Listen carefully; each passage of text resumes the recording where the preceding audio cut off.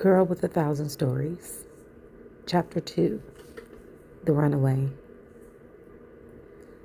After my stepfather died, something in me cracked that I didn't have the words for. I didn't know then that I lost more than just a stepfather. I lost the only sense of safety I ever had.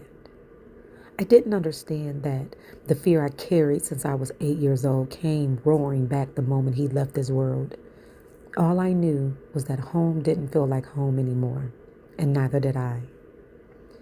My mother was working second shift, 3 p.m. to 11 p.m. Monday through Friday. She was exhausted on the weekends and just wanted to lay her hair down.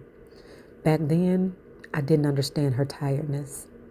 I only understood my loneliness.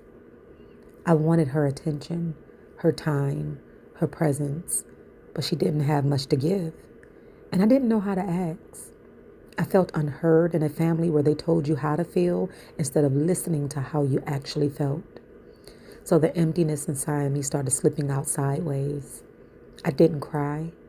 I acted out. And yes, it was a cry for help, but nobody heard it. Everyone saw this fast-tailed girl who was on her way to dropping out of school and having a bunch of kids. Nobody saw the hurt, the confusion, the child begging for somebody to notice her pain. Nobody but my brother. Even though he was just a few years older than me, he tried to protect me like a grown man. I didn't see it as love back then. I saw it as control. I didn't want another man trying to tell me what to do, especially not after my real father never showed up. And the only man I trusted was dead. I didn't want his love because I didn't want to lose one more man that I cared about. So when he decided to move to Mississippi with my grandmother and my other brother, I stayed quiet. I never told him I was mad. I never told him it felt like losing another piece of myself. I didn't want to put that weight on his shoulders because he was just a child himself, so I swallowed it. And the swallowing turned into rebellion. One late day turned into cutting class. Cutting class turned into skipping school. Skipping school turned into coming home late. Coming home late turned into not coming home at all. My mother finally hit the wall. She packed my things and sent me to Mississippi to live with my grandmother, Mama. That summer felt endless. Thank God for my cousin Faye. Calling her a cousin is too small. She's always been a sister to me. Chocolate and vanilla, side by side, inseparable. That's a whole chapter of its own. Down south, everything was different. The heat, the voices, the slow-moving days.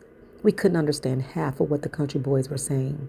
There was one boy named Bouchang who would stand on the other side of my grandmother's fence trying to get a look at these two city girls.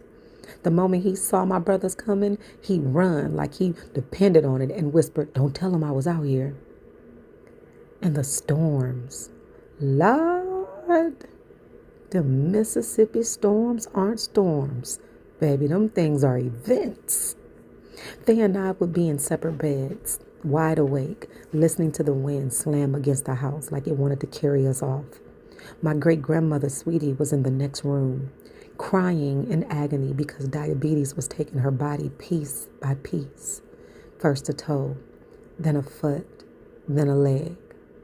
Her moans were the kind that never leave your memory. My grandmother would walk in asking, "Which one of y'all is awake?" We'd freeze, pretending to be asleep even though we were mid-giggle talking about our future and the boys we'd marry one day. When she asked a second time and got no answer, she called my name.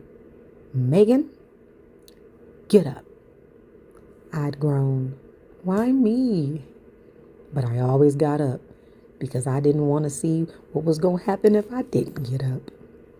She'd hand me my nightgown and say, "We have to go check on her boys." Huh, my brothers. She loved my brothers like they were her own sons. We'd walk through that little dirt path between the two houses, me all of 110 pounds trying not to blow away. The storm pushed me backwards with every step. but she kept walking, steady and unbothered. Watching her that night, that was the night I became envious of her strength. By the time we made it to the house, my brothers were knocked out cold.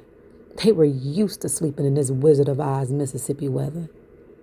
At the end of the summer, Faye's stepfather came to get her, and I begged my mother to let me go home too. My brother asked me to stay. He didn't know I'd been mad at him for leaving me in the first place. I just wanted to go home, so I did. 12 hours later, walking through that front door, everything I run from came back like a punch to the chest. The pain my uncle caused me, the memory being told Jeffrey died, the porch where my brother sat and waited on a father who never came, and just like that, I fell right back into running. 1 day gone, 2 days gone, a week gone, a month gone, and then a whole year.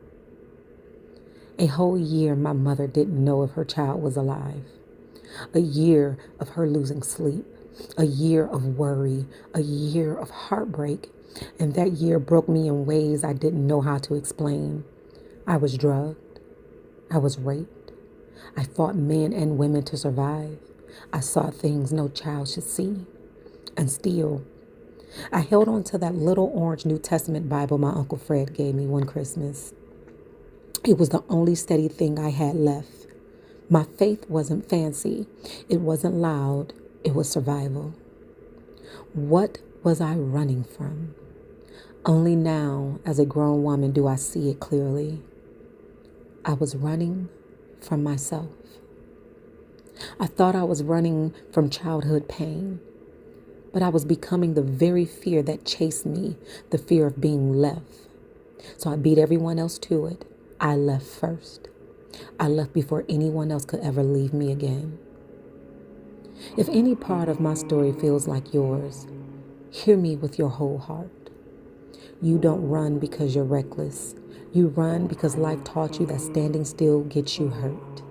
But there comes a day, it might be quiet, it might be sudden, when you realize you're tired of running, tired of leaving pieces of yourself everywhere you go, tired of carrying wounds that were never your fault.